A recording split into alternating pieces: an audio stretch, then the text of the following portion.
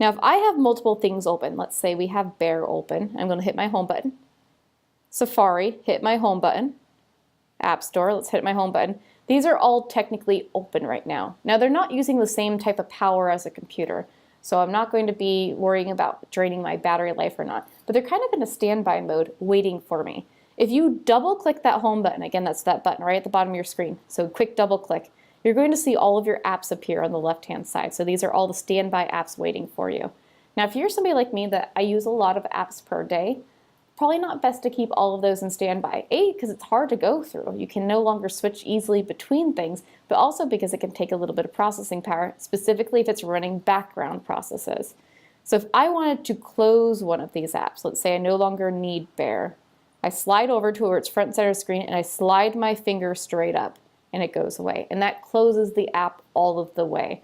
So if you're ever having an issue with an app, one easy way is to go through, double click that home button, slide up to close it, and then relaunch it to see if that will help.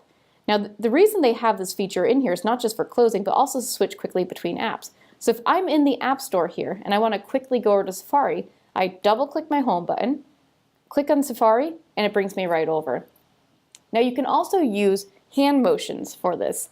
So instead of using the double click feature, if I wanted to take 4 fingers and slide my hand across the screen, I can quickly move between those apps. So again, I'm taking 4 fingers from left to right and sliding across the screen itself.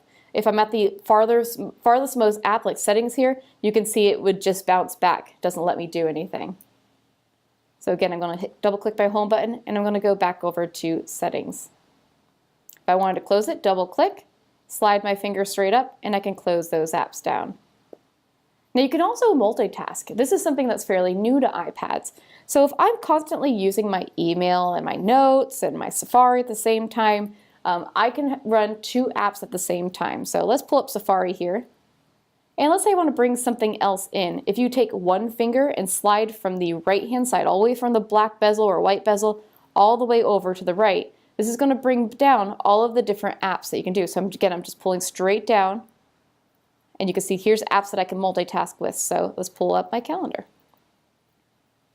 Now if I wanted to pull these truthfully half and half screen, you're going to see this white bar here. I drag that to the center, drop it, and now I can work on 2 things at once. I can look at my calendar, maybe write an email, and if I wanted to move to something else, maybe I wanted to move to, let's do the App Store.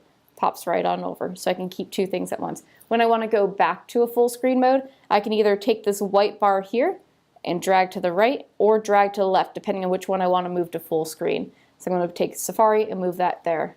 Hit my home button to go back, and it brings me right over.